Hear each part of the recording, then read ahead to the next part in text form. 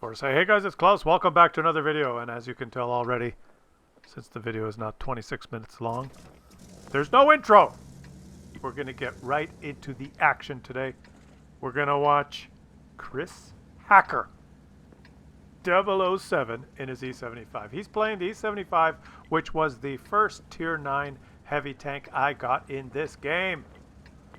I was foolish enough to go down the German heavy tank because I knew nothing about this game, but that's not what this video is about. This video is about a guy that does really well in a tank that used to be great. Like this tank, I guess when I started the game, I went down the German heavy line and I got up to the Tiger and, I didn't really know what I was doing. So I didn't know tactics, scraping, side scraping, hull downing, and all that stuff, detection. I didn't know anything.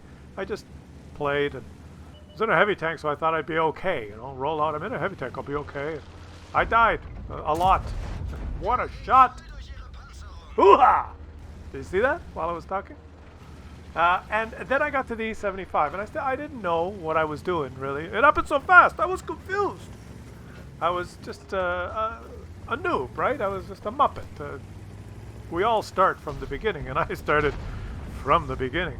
I didn't even know the difference between HE and AP. I didn't know anything. And I got to Tier 9, and yes, I was probably on some of your teams in Tier 7 and 8. Got to the Tiger 2, couldn't win. I just died all the time, and I thought, I'm playing heavy tanks. I thought I was safe in a heavy tank. Why are those little tanks killing me? Before I learned about the game. And then I got to the E75, still as a noob, and I rolled out in the E75 and started playing, and as long as I faced towards, I'm smart enough to know, I should probably point towards the enemies. I started bouncing shots, and that was when there was probably 30 less objects in the game than there are today. And people didn't spam special ammo like motherfuckers. It was like the good old days. And I bounced I couldn't believe it. I finally got a heavy tank. I would roll out, angle my tank a little bit, and people would bounce, and I'd shoot them, and then I'd get into cover, and playing some games, and 3,842 damage blocked by armor. I was like, what? What? And so then that's when I clicked. I clued in. Well, wait a minute. Is this the first good tank that I've played? And really, at that time, the E75 was fantastic armor-wise at Tier 9. It was the boss. And because it was the boss and I had one and I started bouncing a lot of shots, I started realizing, see that other E75? Side scraped, I started learning about this stuff. I can actually go fight people and get in positions where they can't damage me and angle my armor, and I gotta shoot them up here in this little cupola thing. If I aim for that on the roof, I can hit them. But if I angle my front plate, the effective armor stay. I started learning all that stuff, right? Because of this tank. Because the first 10 or 15 games were like nothing I had experienced before in the game. I had just played like a noob, like so many people that I see playing. They don't know what they're doing. They just, oh, I've got, whatever, I've got a Churchill. And you drive out and you're dead, right? You get a Tiger 1. It's a Tiger 1. It's a big... Look at all the HP. And you drive out and you die. And you get almost anything. Unless you were lucky enough to go down the Russian heavy line. I guess even at that time it was... In the old days it was still great. But this tank clued me in to the fact that, wow, you can do things that can help you play better. Now look what he's doing here. Well, he's not really doing anything too smart except avoiding getting hit with cover. But if he angles a little bit more, yeah, like that, he's like reverse side scraping. Now, this guy's going to have a hard time. Right? He bounced as well. But that guy's going to have a hard time hurting him. Because you can You can side scrape, you can get hulled down, you can use your upper plate on this thing still, if it's at the right angle. If you can bait the shot on your upper plate, even those pesky Russian tanks that dab the 2 key twice only have 330 penetration. And if you angle this front plate, you still can bounce. Incroyable! So thank you, E75, for it basically, this tank started me on my journey to understanding the game to the extent that I do now, which is, I mean, it's not, I don't understand everything. Still. I still play like a Muppet sometimes. But I owe it all to the E75. I loved playing it when I had it. I had my best game ever at that time in these. I think I got, the first time I cracked 6,000 damage was in this thing. Because the gun hits, you know, pretty hard. Still does.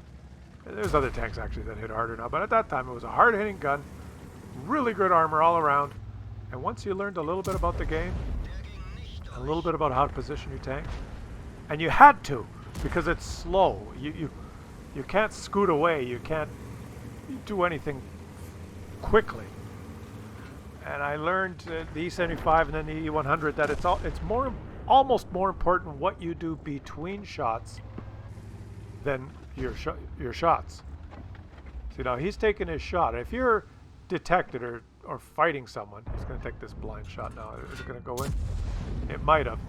You have a long reload, and it's important what you do in between those shots, how you angle your tank, whether you hide your lower plate behind a rock, whether you're side scraping. And you see that? He bounced that guy. He's angled. Oh, he's stunned. He couldn't avoid being stunned. I don't know what his friend was. What were you doing? What was his teammate doing? Didn't he know that there were shots to be had? He's stunned again! He's stunned again. Whoa, he's stunned again. And here comes another Muppet. He hasn't learned everything about tanks yet. See, he just got shot from this direction. You see? You see my point? You see what I'm saying?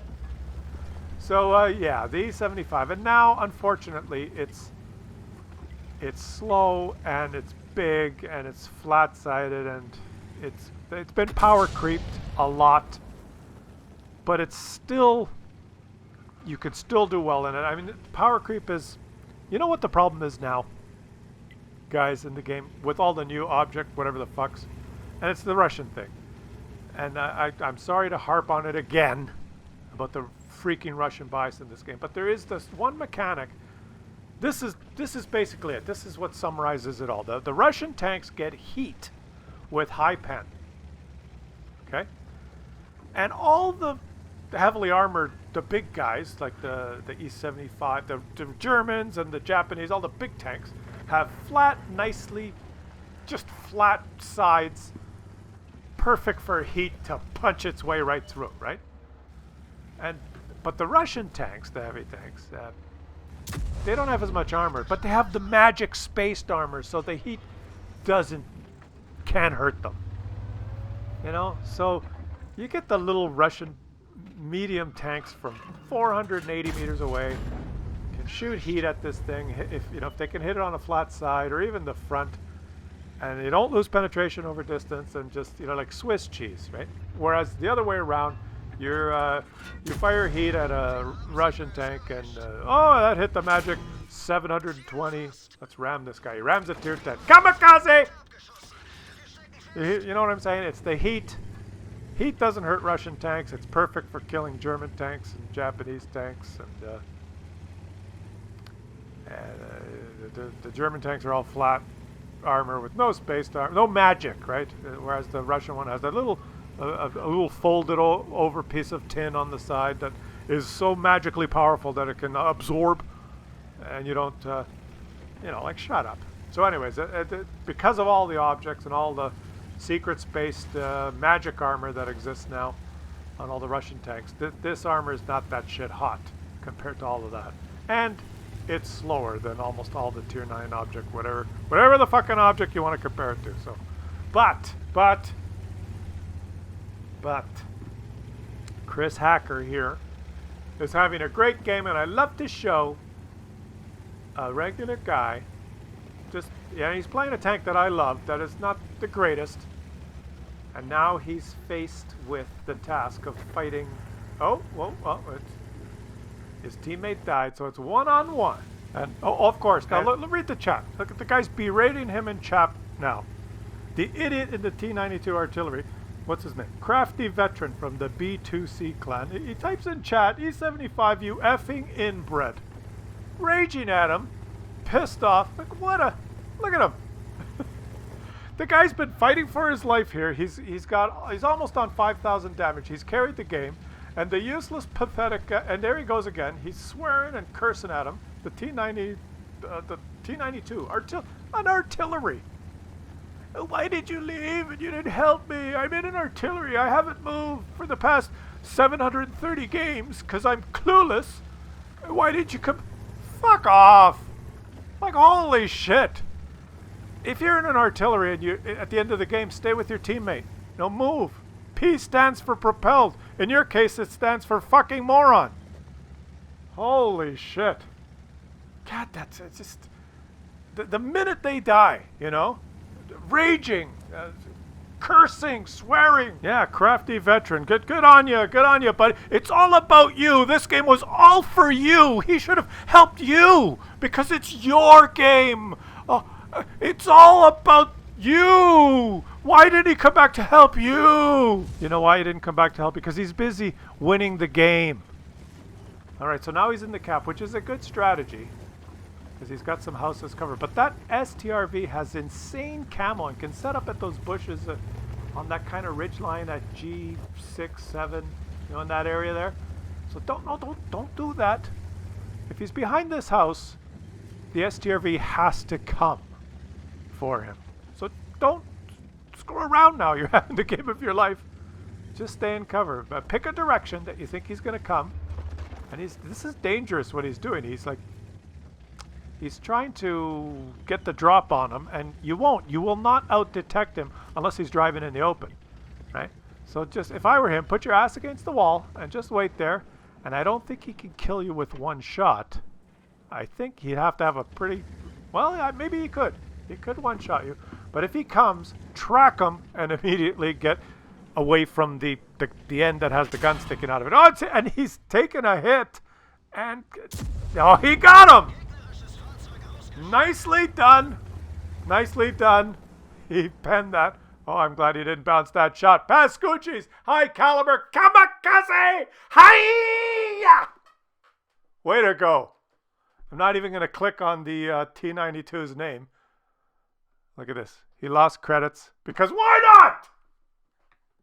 That's why he didn't come back and help you. Because he won the game for you. SPG. P stands for pathetic.